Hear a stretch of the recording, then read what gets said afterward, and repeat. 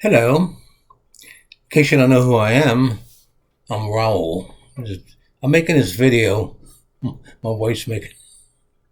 My wife just destroyed my first video. You said you weren't going to participate. I'm sorry.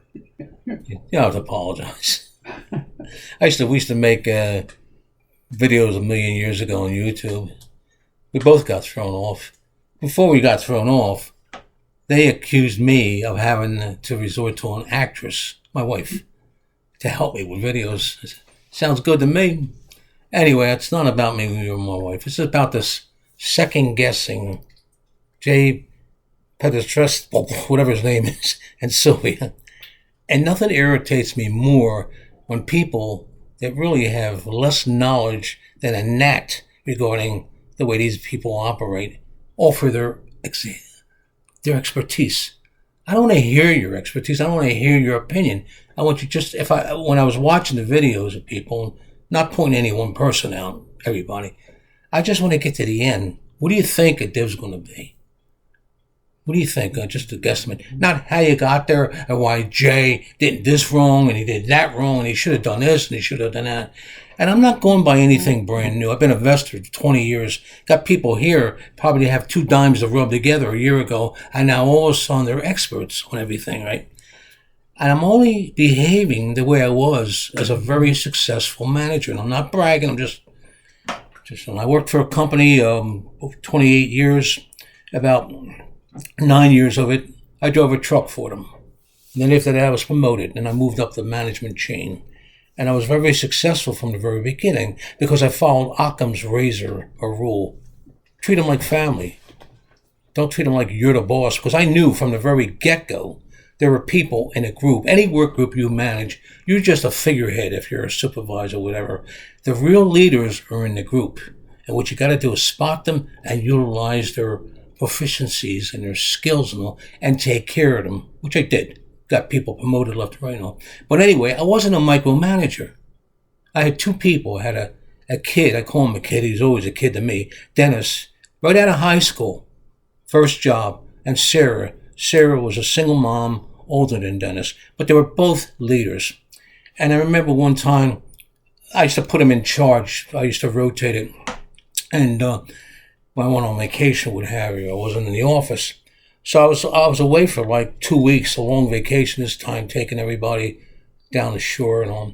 And I come back, and first day back, Dennis comes up to me, and he has a bunch of, I got to laugh about this. I can't find paper, a million paper, right? But he had a bunch of little Post-it notes and stuff, right?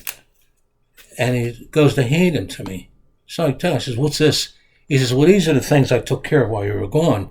And I said, well, did you take care of them? I mean, do I have to address any of them? He says, no, just for your knowledge. I took the thing and I rolled it up and threw it in a trash can. And he looked and I said, you were the boss. I left you in charge and I told you I would back you no matter what decisions you made, right or wrong, because that's the way I am. I assume you're going to make a decision. Maybe it was wrong, who knows? But I'm going to back you because you didn't just do it recklessly. You're the boss. You're in charge. You don't have to show me anything that I don't have to deal with. And he smiled because he got the message. I wasn't a micromanager. Okay. But you people with these funds and all, you got this, you got that. And yesterday was the total absurdity of it when someone speculated, and I don't know if I got it right, but I do know you talked about it for 2.5 hours. I think, about, well, Yieldmax coming out with their, what I call a mutual fund. It's not, but it's a composition of all 18 or 19 funds they have. Next week, I think, is the declaration date. And some genius posited a flaw in the system that, you know how the funds drop for the dividend payments? And no, it's not NAV erosion. I cited a thing you can go and listen to Jay explain exactly how it works. But anyway, so it drops in price. Well, this genius, this Einstein, came up with the idea, well, that might happen again next week when they declare a double whammy, right?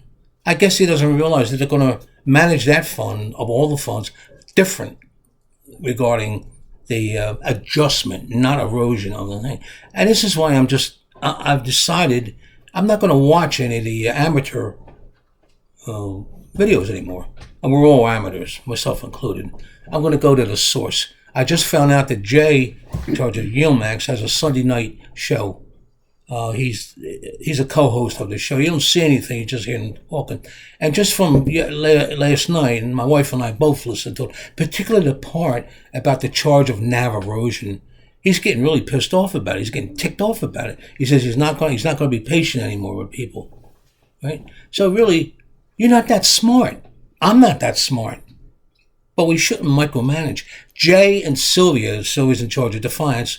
They're my employees, the way I look at it. I pay them a fee, which is I'm happy with. I hear a lot of you saying it's too much or whatever, but no, I pay them to make the decisions. And so far, they've been right and you've been wrong, no matter what you say. When this guy Max came along and started questioning Defiance and how he could do it much better, that just turned my stomach. You're really feeding your ego. You shouldn't have an ego when you're investing, right? You should be humble. So that's my special video. Thank you.